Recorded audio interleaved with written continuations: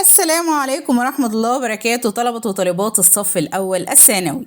هناخد النهاردة درس جديد من دروس مادة الفلسفة بعنوان أساليب التفكير الإنساني. احنا عايزين نعرف ان الإنسان أرقى الكائنات المفكرة، وهو الوحيد اللي بيعبر عن تفكيره بسلوك واعي وطرق وأساليب مختلفة. تختلف وتتنوع أساليب التفكير تبعا لاختلاف الأفراد واختلاف البيئات واختلاف العصور، فالطرق اللي بيعبر بها الإنسان عن التفكير قد يكون بعضها بدائيا والآخر متطور. فهناخد النهاردة إن شاء الله الأربع أساليب: الخرافي، الديني، العلمي، والفلسفي. أول أسلوب عندنا اللي هو الأسلوب الخرافي. من أهم سماته إن هو بدائي، ساذج، غيبي، غير منطقي وغير علمي.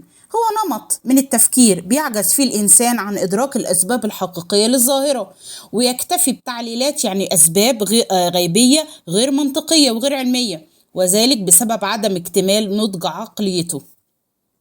فهنا بيفسر الظاهرة من خلال ردها لأسباب ساذجة غيبية غير صحيحة وغير منطقية، لذلك فهو لا يصل إلى الأسباب الحقيقية والعلمية التي أدت لحدوث الظاهرة. مثال على كده زي الأحجبة في علاج المشكلات الواقعية، والوصفات البلدية في علاج بعض الأمراض، أو مثلا نقول السماء بتمطر دموع المظلومين، أو البرق والرعد والزلازل دليل على غضب الآلهة. دي كلها أمثلة للأسلوب الخرافي. أو مثلا نحط حتوة الفرس أو الحصان على الباب لجلب الرزق، أو الاعتماد على حظ الأبراج الفلكية. كل دي يا شباب بنسميها أسلوب خرافي. تاني أسلوب عندنا اللي هو الأسلوب الديني، فهو إيماني عقائدي.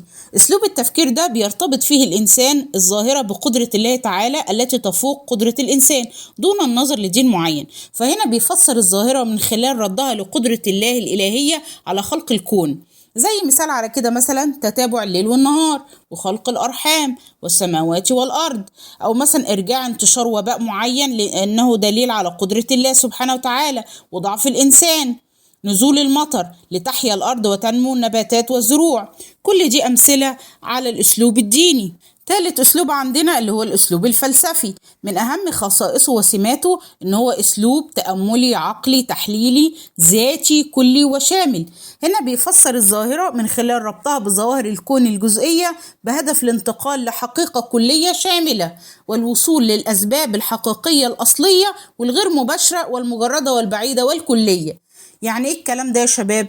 يعني هي طريقة خاصة بيستخدم فيها الإنسان التأمل العقلي والتفكير الشامل والتفسير الكلي من أجل فهم الظاهرة المحدودة عن طريق ارتباطها بالظواهر الطبيعية الأخرى للوجود ككل. فهنا أسلوب التفكير بيسعى فيه الفلاسفة لتفسير أي ظاهرة تفسير منطقيا مقبولا من خلال الناحية العقلية الخالصة. مثال على كده زي تفسير ظاهرة البرق والرعد من خلال ربطها بظواهر الكون الجزئية كالشمس ودرجة الحرارة والمسطحات المائية وبخار الماء بهدف الوصول لحقيقة كلية شاملة.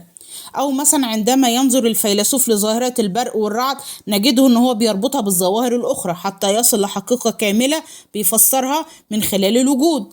أو مثلا توصل الفيلسوف اليوناني طاليس إلى أن الماء هي المادة الأولى التي تتكون منها الأشياء. كل دي أمثلة على الأسلوب الفلسفي. رابع أسلوب عندنا اللي هو الأسلوب العلمي، ومن أهم سماته إن هو مادي جزئي حسي تجريبي مباشر. فهو أسلوب موضوعي تجريبي جزئي حسي مادي. هنا بيفسر الظاهرة تفسيرا علميا تجريبيا بهدف الوصول للأسباب الواقعية والمباشرة والمادية والقريبة والجزئية اللي أدت لحدوث الظاهرة، وبيعتبر من أكثر الأساليب انتشارا. في الأسلوب ده يا شباب بيستخدم فيه العالم الحواس والأجهزة العلمية في إجراء التجارب بهدف التوصل للقوانين العلمية المفسرة لحدوث الظاهرة. وهو أسلوب بيستخدمه العالم من أجل التوصل للأسباب المادية المباشرة التي تؤدي لحدوث الظاهرة دون النظر لأسبابها البعيدة. مثال على كده زي لما بيفسر عندي العلماء ظاهرة الزلزال بأنها ضعف في القشرة الأرضية، وأن نمو النبات يحتاج للماء والهواء والضوء كي ينمو، وأن البرق والرعد بيحدث نتيجة تفريغ الشحنات الكهربائية في السحب، وأن سبب البركان تفاعلات كيميائية داخل باطن الأرض. لو عجبكم الفيديو دوسوا لايك واشتراك في القناة ليصلكم كل جديد.